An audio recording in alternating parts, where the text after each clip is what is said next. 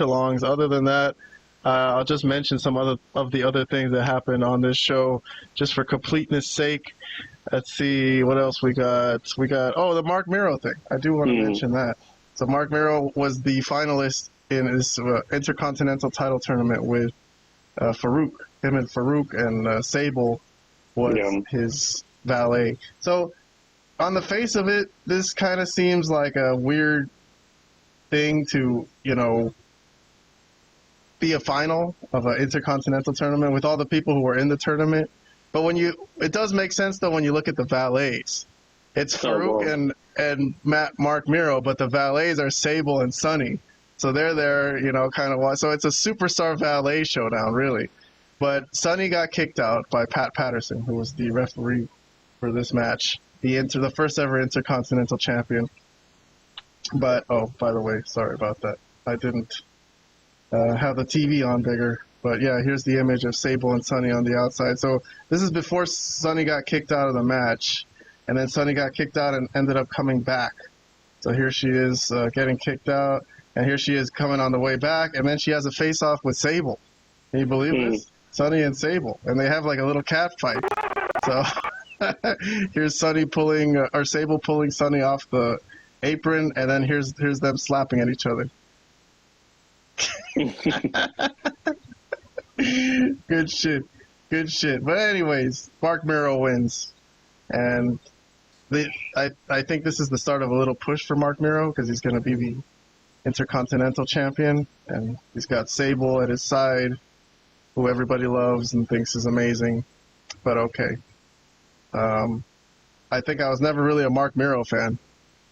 So I don't know if this is where I'd be going with this storyline either, in terms of their feud with WCW and trying to get ratings. Is Mark Miro the guy they want to be pushing, Vlad? I don't know. I don't think this worked out for them. But no,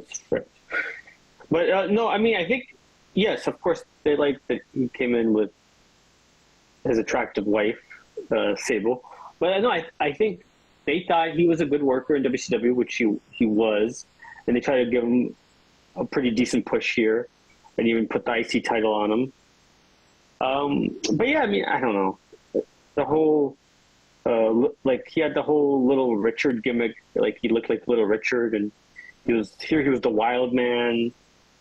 It just really wasn't an interesting gimmick. It wasn't an interesting character. That's probably what failed him in the future, or what's going to fail him in the future. But yeah, I mean, a worker, he was all right. He was okay. He had some good matches. I know guys wanted to work with him, but the gimmick, and then later on with the stuff with Sable. Sad end to his career. This is like the high point. He's like getting ready to get pushed, and then in the end, Sable's going to become the bigger star than him, and he's going to get pushed out. Sable's going to become the superstar. So pretty funky ending. But okay, let me move on to, let's see, a couple things. Well, we mentioned the Mr. Perfect thing and Triple H thing. That one we glossed over, so I don't really want to cover that too deeply. But the last thing is the ECW guys. So the ECW guys, they showed up the night before at Mind Games, and on this one they did show up as well during the Body Donna's Owen Hart British Bulldog match. So again, you see there was a lot of stuff going on during that match that made it not a very exciting match. Important match. Yeah, there was just other things. So ECW guys, again, I think Taz was there. Oh, is that who it was?